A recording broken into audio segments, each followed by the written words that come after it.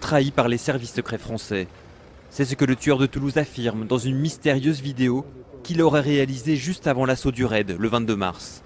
Un enregistrement dont le journal algérien Echorouk aurait obtenu les retranscriptions en arabe. Mohamed Merah est en discussion avec un ami, Zouher, qui serait en réalité un officier des services français. C'est toi qui m'as mis dans cette histoire et cette galère. Rappelle-toi que tu m'as envoyé en Irak, au Pakistan, en Syrie pour aider les musulmans. Et après je découvre que tu es à la solde des services français, que tu es un criminel et que tu es un officier des services. Sale traître. Ce qu'on comprend, c'est que Mohamed Merah est quelqu'un qui est piégé, qui n'est pour rien, enfin grosso modo, hein, qui n'est pas responsable des accusations contre lui, et qui réaffirme plusieurs fois: pourquoi est-ce que vous me tuez? Je suis innocent, vous le savez. Innocent même des 7 meurtres. C'est sans doute ce qu'il veut dire, oui. On ne pourra jamais en savoir plus, puisqu'ils ont choisi de faire en sorte qu'il ne puisse plus jamais parler.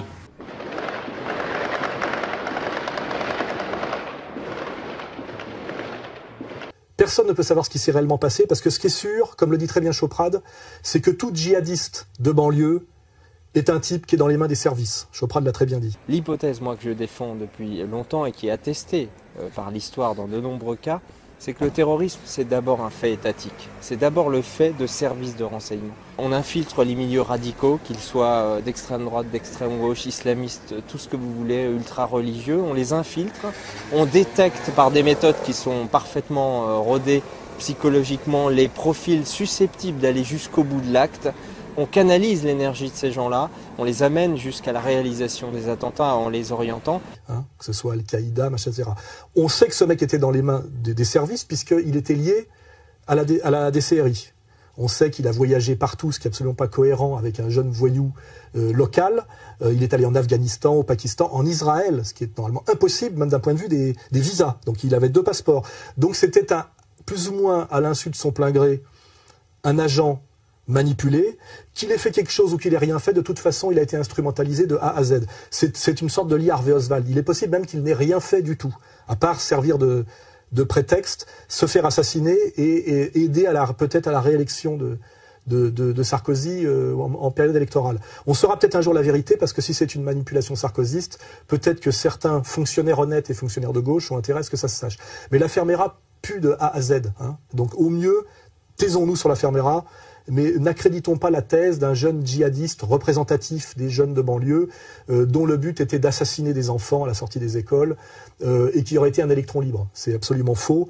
Il est évident que cette affaire pue de A à Z. Il était entièrement manipulé par les services, une fois de plus pour diaboliser les musulmans, manipulé toujours dans le même sens et pour les mêmes. Hein, et de façon, enfin, au niveau des...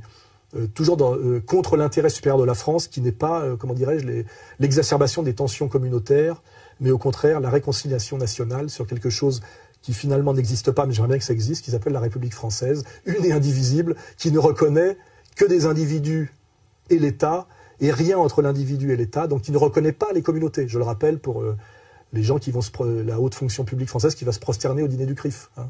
Tout ça n'existe pas normalement dans la Constitution française. C'est contraire à la Constitution française, je le rappelle. Donc la fin de la digression sur Merah. Hein, et là, on peut aller un peu plus loin, puisque fausse agression antisémite, on est toujours dans celui-là. Par contre, vraie ratonnade, c'est l'affaire Bouarara. C'est ici, dans le canal de l'Ourcq, à l'arrière du magasin de bricolage, que le corps du vigile a été retrouvé. Saïd, âgé de 36 ans, était porté disparu depuis mardi. Ce soir-là, vers 19h30, à l'heure de la fermeture, le maître chien refuse l'accès à un couple. Ce dernier appelle des amis en renfort. Le ton monte, s'ensuit une altercation avec le vigile, des insultes, bousculades et des échanges de coups. Très rapidement, 6 personnes de confession juive, âgées de 19 à 27 ans, sont interpellées et placées en garde à vue. Pas fait un geste. Là, j'ai rien vu.